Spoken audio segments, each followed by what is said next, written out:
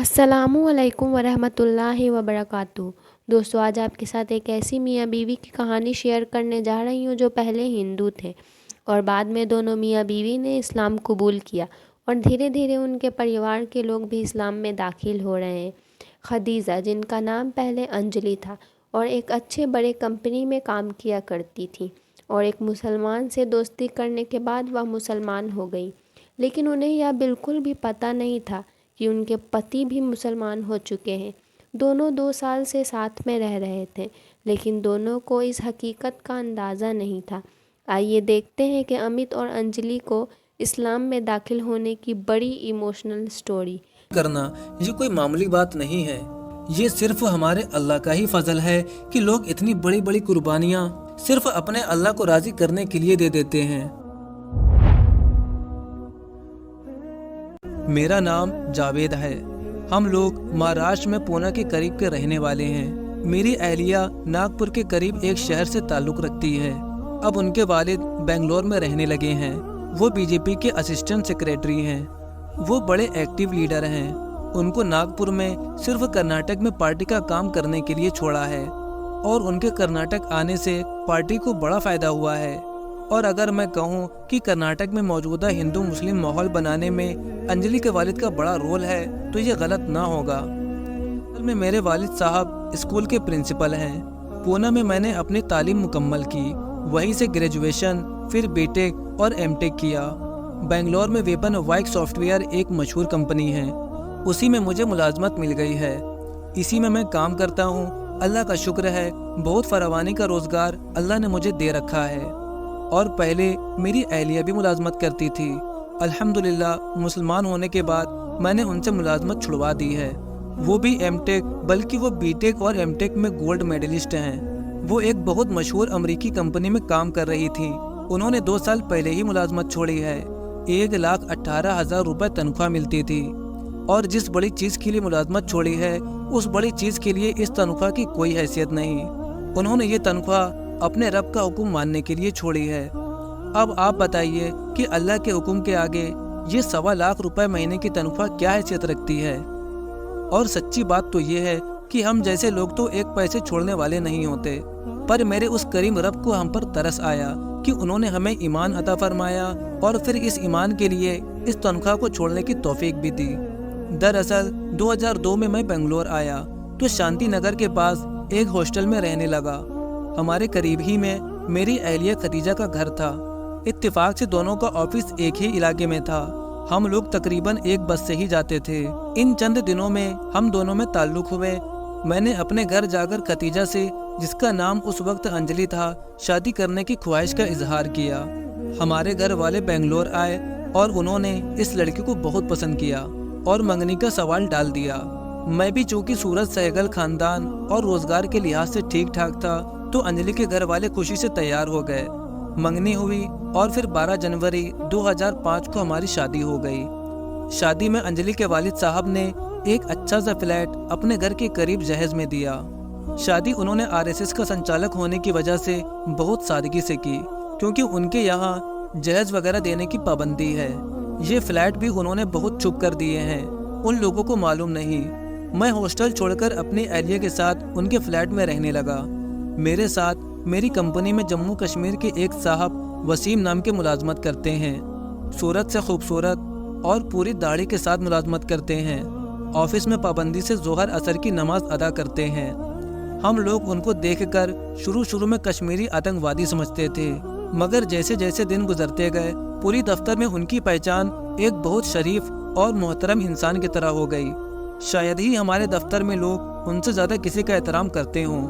ان کے افسر بھی ان سے حضور اور جناب سے بات کرتے ہیں، اور یہ صرف ان کی دینداری کی وجہ سے ہے۔ ان کی ایک بہن بھی ان کے ساتھ بنگلور میں رہتی ہے، فزیو تھراپسٹ ہے، ایک نرسنگ ہوم میں کام کرتی ہے۔ وہ بھی برقع اور نقاب کے ساتھ وہاں جاتی ہے، اور اس مسلم نرسنگ ہوم میں صرف عورتوں کو ہی ورزش کرواتی ہے۔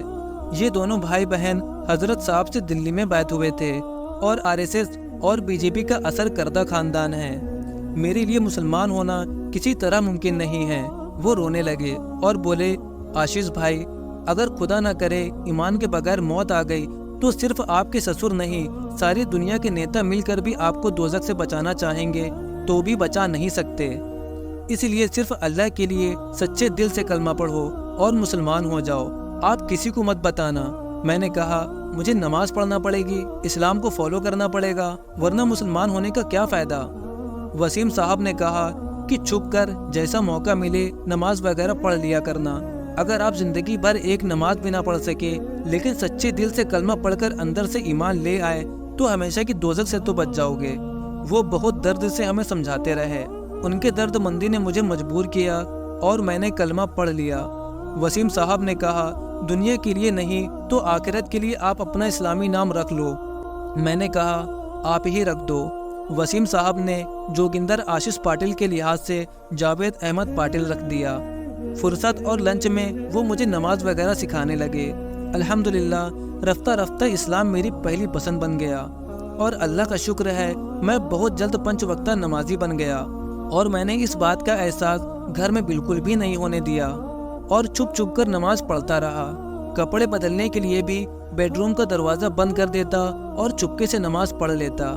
گھر سے باہر دوستوں کے ساتھ جانے کا بہانہ بنا کر دور چلا جاتا، اور پھر رمضان آیا تو مجھے روزہ بھی رکھنا تھا۔ پیشاب کے بہانے اٹھتا، کچن جاتا اور کچھ دودھ وغیرہ سحری میں پی لیتا، اور آفس دیر سے لوٹتا، راستے میں افطار کر لیتا۔ وسیم صاحب مجھے انجلی پر کام کرنے کو کہتے، مگر میں ہمت نہیں کر پاتا تھا کہ اس نے اپنے گھر کو بتا دیا تو وہ لوگ مجھے زندہ نہیں چھوڑیں گے، لیکن پھر بھی آپ کی امانت آپ کی سیوا میں حضرت کی کتاب گھر لے گیا اور بیڈ پر ڈال دی۔ میں نہا کر آیا تو دیکھا انجلی پڑھ رہی ہے۔ مجھے دیکھ کر بولی یہ تو کسی مسلمان مولوی کی لکھی ہوئی کتاب ہے، اسے آپ کیوں پڑھ رہے ہیں؟ میں نے ٹالتے ہوئے کہا کہ ایک دوست نے زبردستی دی ہے، تم نے دیکھا کہ کیسی جادو بھری کتاب ہے؟ انجلی نے کہا نہیں، مجھے بھی یہ کتاب ہمارے آفس میں ایک لڑکی نے دی ہے، وہ پہلے ایک کرسچن عیسائی تھی، اب مسلمان ہو گئی ہے، میں نے واپس کر دی۔ کس قدر مجاہدے کے ساتھ میں نے روزے رکھے یہ بیان کرنا مشکل ہے۔ اب عید آئی، کسی طرح سے عید کی نماز فریزر ٹاؤن جا کر ادا کرایا، مگر گھر آ کر کمرہ بند کر کے بہت رویا کہ میرے اللہ میری عید کب آئے گی؟ سب تو مسلمان عید منا رہے ہیں اور میں تو کہہ بھی نہیں سکتا کہ آج عید ہے۔ دوپہر کے بعد میں نے کمرہ کھولا اور انجلی کو تلاش کیا، وہ دوسرے کمرے میں دروازہ بند کیے ہوئے تھی۔ میں نے نوک کیا تو کچھ دیر کے بعد اس نے دروازہ کھولا، دیکھا تو آنکھیں سوجی ہوئی تھی۔ میں نے کہا تم کیوں رو رہی ہو؟ بولی کوئی بات نہیں، آج نہ جانے دل پر کچھ بوجھ سا ہے، بس اندر سے رونا آ رہا ہے۔ دل کو ہلکا کرنے کے لیے دل میں آیا کہ کمرہ بند کر کے رو لوں، بس پریشان ہوں، کوئی بات نہیں ہے۔ میں نے کہا کہ چلو ڈاکٹر کو دکھا دوں۔ وہ بولی میں اندر کمرے میں اپنے ڈاکٹر کو دکھانے گئی تھی۔ میں نے کہا تمہارا دماغ تو ٹھیک ہے نا، اندر کمرے میں ڈاکٹر کہاں سے آ سکتا ہے؟ اس نے کہا ہاں میرا ڈاکٹر اس کمرے میں تھا، میرا دل ہی میرا ڈاکٹر ہے۔ میں اپنے ڈاکٹر کے سامنے رونے گئی تھی۔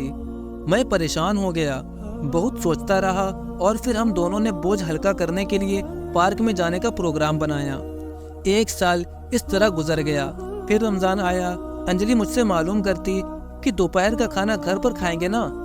میں کہتا کہ تم میرے لیے مت بنانا، میں تو دوست کے ساتھ کھاؤں گا۔ روزہ افطار کر کے گھر آتا، معلوم کرتا دوپہر میں کیا کھانا بنایا تھا، تو وہ کہتی بس اکیلے کے لیے میں کیا بناتی، بس چائے وغیرہ پی لی تھی۔ میں سوچتا یہ بیچاری میری وجہ سے کھانے سے رہ گئی۔ عید آئی تو ہم دونوں کا ایک ہی حال تھا کہ میں الگ کمرے میں کمرہ بند کر کے اپنے رب سے اپنی عید نہ ہونے کی فریاد کرتا، اور وہ بھی پہلے سال کی طرح دوسرے کمرے سے روتی ہوئی آنکھوں کے ساتھ نکلی۔ اب مجھے اس کی طرف فکر ہونے لگی، اس کو کوئی دماغی بیماری تو نہیں ہو گئی ہے، یہ کبھی بھی کمرہ بند کر لیتی ہے۔ عید کے 2 مہینے بعد ایک روز وہ اتوار کو دوپہر 3 بجے کمرے میں گئی اور اندر سے کمرہ بند کر لیا۔ اب مجھے بے چینی ہونے لگی۔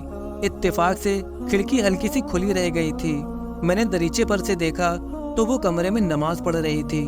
نماز کے بعد وہ بڑی منت کے ساتھ دیر تک دعائیں مانگتی رہی۔ اس کے بعد سے قرآن مجید اپنے پرس سے نکال کر اس کو چوما، آنکھوں سے لگایا اور تلاوت کی۔ میری خوشی بس دیکھنے لائق تھی۔ ہمت کر کے میں نے اپنی آنکھوں کو چھپایا۔ تقریباً 1 گھنٹے کے بعد وہ کمرے سے نکلی تو میں نے اپنے حال پر قابو پا کر اس سے پوچھا انجلی تم اپنا حال مجھ سے چھپا رہی ہو، सच बताओ क्या परेशानी है? मुझे तो ऐसा लगता है कि तुमने किसी से दिल लगा लिया है। उसने कहा कि दिल तो आपको दे दिया था, अब मेरे पास कहाँ है कि दिल लगाऊं? और वो बेहाल होकर फिर फूट फूट कर रोने लगी। मैंने बहुत जोर दिया कि तुम मुझसे छुपाओगी तो किससे दिल का हाल बताओगी? मैंने कहा कि अगर आज तुमने अपनी परेशानी ना बताई तो जाकर कहीं खुदकुशी कर लूँगा। अंजलि ने कहा कि मुझे जो परेशानी है अगर मैंने तुम्हें बता दी तो तुम मुझे अपने घर से निकाल दोगे। मैंने कहा यह घर तो तुम्हारा ही है, मैं कहाँ से तुमको घर से निकालूंगा, जिसे आज के ज़माने में बहुत गंदा समझा जाता है। मैंने कहा मुझे बताओ तो, मैंने तुम्हारे साथ जीने मरने के लिए शादी की है। उसने कहा कि कितने लोग हैं जो जीने और मरने को कहते हैं, मगर कहना और है और करना और है। आप भी सिर्फ कह रहे हैं। अगर मैंने वो बीमारी जो मुझे लग गई है आपको बता दी तो आप इस बीमारी को इस कदर गंदा समझेंगे कि मुझे छोड़ देंगे। मैंने कहा अंजलि कैसी बातें करती हो कि मैं तुम्हें छोड़ दूंगा? क्या इतने दिन में कभी तुम्हें मुझसे बेवफाई का शक भी हुआ है? तुम्हें अंदाजा नहीं है कि मैं तुम्हें किस कदर चाहता हूँ। अंजलि ने कहा कि अभी तक तो वाकई तुम मुझे चाहते हो, मगर इस बीमारी का पता लगते ही आपका सारा प्यार खत्म हो जाएगा। मैंने कहा नहीं अंजलि, ऐसा ना कहो, तुम मुझे अपनी परेशानी तो बताओ। तुम जिस तरह चाहो तुम्हें यकीन दिला सकता हूँ कि मैं हर बीमारी और शर्त पर जीने मरने का साथी हूँ। अंजलि ने कहा अगर ये बिल्कुल सच है तो लिख दो। मैंने कहा कौन से लिख दूँ? उसने कहा नहीं, पेन से लिख दो। वो मुझसे लिपट गई और बोली मेरे लाडले, मेरे प्यारे, मैंने सारी दुनिया को हुस्न व जमाल और प्यार देने वाले एक मालिक से दोस्ती कर ली है और दिल को भाड़ खाना बनाने के बजाय किसी एक अकेले मालिक से दिल लगा लिया है। और मेरे बाप दादा से चला आया धर्म बल्कि अधर्म छोड़कर गंदगी और आतंकवाद से बदनाम मजहब इस्लाम कबूल कर लिया है। और मैं अंजलि नहीं बल्कि खदीजा बन चुकी हूँ। आपने तो लिख दिया है, मगर अब आपको इख्तियार है। इस्लाम के साथ कबूल करते हो तो अच्छा है, वरना आप जैसे 1000 रिश्ते मुझे छोड़ दें तो मुझे इस्लाम ईमान के लिए खुशी से मंजूर हैं। और अब ये भी सुन लीजिए और फैसला आज ही कर लीजिए, अब मैं मुसलमान हूँ। किसी काफिर और गैर मुस्लिम शौहर के साथ मेरा रहना हराम है। अब अगर आपको मेरे साथ जीना मरना है तो सिर्फ एक तरीका है कि आप मुसलमान हो जाएं, वरना आज के बाद आप छोड़े या ना छोड़ें मैं आपको छोड़ दूंगी। मैं उससे बेइख्तियार चिमट गया। मेरी खदीजा, अगर तुम खदीजा हो तो मैं भी कब से जावेद अहमद बन चुका हूँ। वो खुशी से चीख पड़ी। कब से? तो मैंने बताया 3 जनवरी 2007 से। वो बोली कैसे? मैंने पूरी तफसील बताई तो उसने बताया कि 1 जनवरी 2007 को खदीजा मुसलमान हुई थी। उसके दफ्तर की एक ईसाई लड़की मुसलमान होकर आयशा बन गई थी तो उसने उसे कलमा पढ़वाया। असल में वसीम साहब की बहन फरहीन अपनी एक दोस्त प्रियंका जो कि गुलबर्गा की रहने वाली थी, डॉक्टर रेहाना उनका नया नाम था, दावत देकर उनको कलमा पढ़वाया था। रेहाना बड़ी दर्दमंद दाइयाँ हैं। डॉक्टर रेहाना की दावत पर 22 लोग गुलबर्गा और बेंगलोर में मुसलमान हुए हैं, जिनमें आयशा भी थी। खदीजा भी 2 साल तक रमजान में रोजे रखती रही है और छुप छुप कर नमाज पढ़ती रही। ईद के दिन दोनों छुप छुप कर रोते रहे। वो दिन में रोजे में मुझे खाने को नहीं पूछती थी कि मेरे साथ खाना ना पड़े, जबकि मैं भी इसी तरह टालता रहा। मैं डरता था कि कहीं उसको पता चल गया तो अपने घर वालों से कह देगी तो मेरा जीना मुश्किल हो जाएगा। और वो इसलिए नहीं बताती थी कि मैं उसे छोड़ दूंगा। 2 साल तक हम दोनों मुसलमान रहें, एक घर में रहें, एक दूसरे से छुपाते रहें। इसके बाद जब ईद आई तो हम दोनों की ईद थी। 2 साल ईद पर दोनों को याद करके हम नादानों की तरह हंसते रहे। अल्हम्दुलिल्लाह सुम्मा अल्हम्दुलिल्लाह, मेरे अल्लाह भी हम पर हंसते होंगे। हम पर कैसा प्यार और रहमत आता होगा हमारे अल्लाह को। अब मेरे घर वालों को भी मालूम हो गया है। मेरा छोटा भाई और मेरी वालिदा अल्हम्दुलिल्लाह मुसलमान हो गई हैं। वालिद साहब पढ़ रहे हैं, इंशाअल्लाह वो इस्लाम में आ जाएंगे। अभी खदीजा ने अपनी छोटी बहन को बताया है, वो हमारे घर आकर इस्लाम पढ़ रही है। उनके घर वालों के लिए दुआ कीजिए। हमारी कारगुजारी सुनने वालों से हम दुआओं की दरख्वास्त करते हैं। अब आप दुआ करें कि हमने अपने हजरत से ज़िंदगी को दावत के लिए वक्फ करने का जो अहद किया है, अल्लाह ताला हमसे कुछ काम ले ले। अस्सलामु अलैकुम वरहमतुल्लाहि वबरकातुहू। तो दोस्तों, अब आप बताएं कि आपको ये कहानी कैसी लगी और क्या आपके भी आंखों में आंसू आए? अगर आए हो तो हमें कमेंट करके ज़रूर बताएं। अब दोस्तों, हम जाते जाते आपसे एक बहुत ही ज़रूरी बात कहना चाहते हैं, क्योंकि कुछ लोगों को हमसे एक शिकायत रहती है कि हम झूठी कहानी सुनाते हैं। तो हम उनसे यही कहना चाहेंगे कि हम जो भी इस तरह की स्टोरी लेकर आते हैं, उनकी किताबों का नाम हमने डिस्क्रिप्शन में लिख दिया है, आप जाकर चेक कर सकते हैं। और ये किताबें कोई आम इंसानों ने नहीं लिखी हैं, बल्कि ये उन हस्तियों ने लिखी हैं जिन्होंने भारत में रहकर हज़ारों या लाखों लोगों को दायरा इस्लाम में दाखिल किया है, और जिनके ऊपर झूठे झूठे केस दायर किए गए हैं, जिनमें से कुछ जेल जा चुके हैं और कुछ तो अभी तक जेल में हैं। इसीलिए लिहाजा मेहरबानी करके उन लोगों की खिदमत को या उन लोगों की कुर्बानियों को इस तरह से झूठा बोल के अपने अमाल ज़ाया ना करें, बल्कि उनके हक में